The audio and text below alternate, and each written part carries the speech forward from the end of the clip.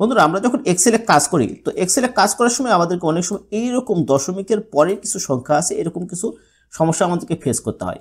যেমন ধরেন এখানে 572.9 আছে, তো আপনাকে এখন এই 572.9 এই দশমিকের পরে যে ডিজিটগুলো আছে এটা রাখা যাবে না। এটাকে আপনাকে আপনার বস বলেছে এই জিনিসটাকে রাউন্ড আপ করতে হবে, মানে যখনই দশমিকের পরে কিছু থাকবে তাহলে এটা প্লাস হয়ে যাবে। যেমন এখানে 572 আছে, তখন এর ভ্যালু হয়ে যাবে 573।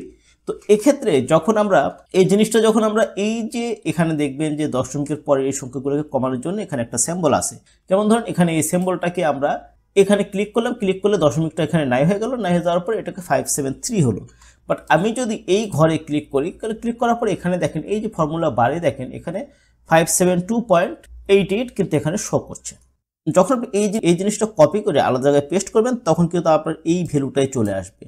বাট অ্যাকচুয়ালি আমার কিন্তু এই ভ্যালুটা দশমিকের পরে এই ভ্যালুটা দরকার নাই, এটাকে ফেলে দিতে হবে, রাউন্ড আপ করে ফেলে দিতে হবে। তাহলে সেক্ষেত্রে আমরা কি করতে পারি, চলুন সেই জিনিসটাই দেখি।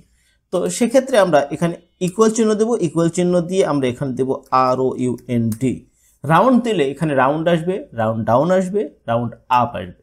তো আমরা এখানে রাউন্ড আপে ঢুকবো। রাউন্ড আপে ঢোকার পরে এবার চাইছে নাম্বার। তো নাম্বার কি, এই যে এই নাম্বার, এখানে আমরা এই নাম্বারটাকে সিলেক্ট করে দেবো। এই সেলটাকে সিলেক্ট করে দেওয়ার পরে আমরা কমা দেবো। কমা দেওয়ার পরে এবার চাইছে নাম্বার, মানে দশমিকের পরে কত ডিজিট পর্যন্ত আপনি রাখবেন।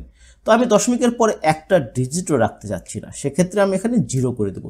0 দেওয়ার পরে আমরা ব্র্যাকেটটা ক্লোজ করে ইন্টার দেবো। ইন্টার দিলে এখানে দেখেন যে এই যে সংখ্যা, এই সংখ্যার পরে কিন্তু এখানে যখন ক্লিক করবেন তখন এখানে কিন্তু রাউন্ড আপ একটা ফর্মুলা দেখাচ্ছে। তো এই জিনিসটাতে যখন ডবল ক্লিক করবেন, ডবল ক্লিক করে ড্র্যাগ এন্ড ড্রপ করলে কিন্তু এই জিনিসটার শেষে এই যেখানে যতগুলো দশমিক ছিল এই দশমিকের পরের সংখ্যাগুলো কিন্তু এখানে আর নাই।